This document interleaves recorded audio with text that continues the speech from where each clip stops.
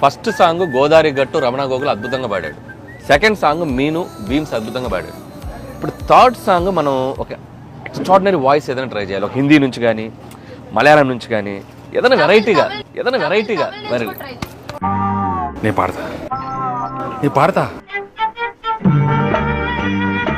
Anil sir, 2 పాటలు super hit అయినాయి కదా. అవును ఇప్పుడు ఈ సంక్రాంతి సాంగ్ ఎవరు పాడుతున్నారు? సార్, నాకైతే సంక్రాంతి సాంగ్ చాలా అద్భుతమైన వాయిస్. అంటే నాకేదో బాంబే మలయాళం. నేను పాడతా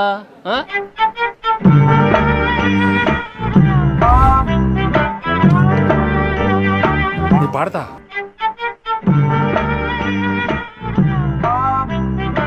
వెంకటేష్ గారేమో అసలు నా మాట వినట్లేదు, పాడతానంటున్నారు.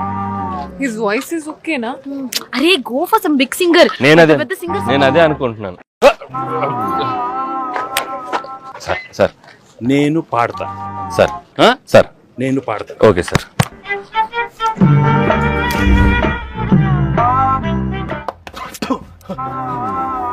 నేను పాడతా.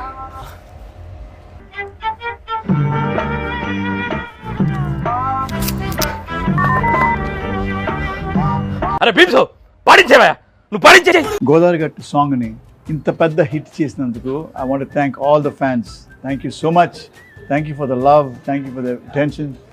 ఇది ఇంత వైడ్ స్పాన్లో, ఇంత రేంజ్లోనూ ఫ్యామిలీస్ యంగ్ అండ్ ఓల్డ్ అందరూ రీల్స్ చేసి ఇంకా పెద్ద సక్సెస్ చేసినందుకు ఐఎమ్ సో హ్యాపీ. గోదావరి గట్టు మీద రామసలకావే కోరింటా కట్టుకున్న సందామావే.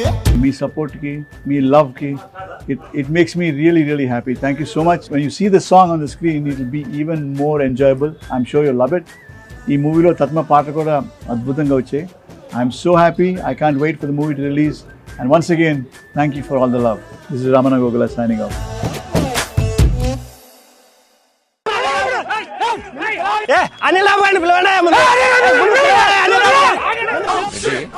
కర్రలతో వచ్చారు. చరణ్ బాబు ఫ్యాన్సా? కాదు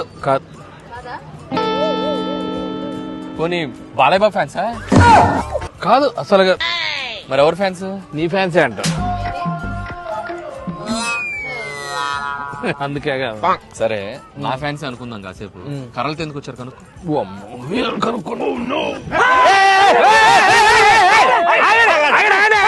గొడవ ఏంటో చెప్పండి.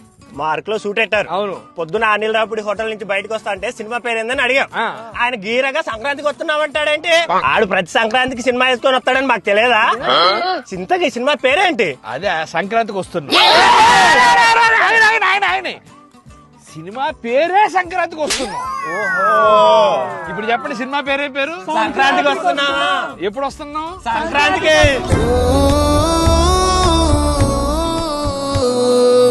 సంక్రాంతికి వస్తున్నాం.